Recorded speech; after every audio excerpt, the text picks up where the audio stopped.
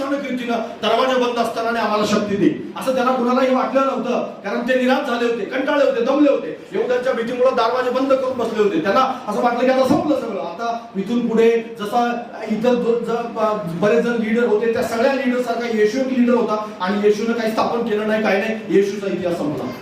पण येशूचा इतिहास संपलेला नव्हता बरं.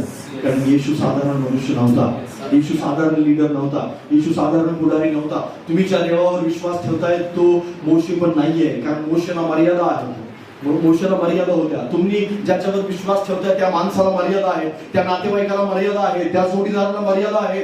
तो मरणार आहे एक दिवस, तो निघून जाणार आहे एक दिवस. त्याची पण मानसिक स्थिती बिघडणार आहे, तो पण निराश होणार आहे, तो पण रागावणार आहे, तो पण तुमच्यापासून दूर जाणार आहे, तो पण तुमच्यावर नाराज होऊन तुमच्यापासून बाजूला होणार आहे. पण देव मात्र तुम्हाला कधी सोडून जाणार नाही. Praise the Lord.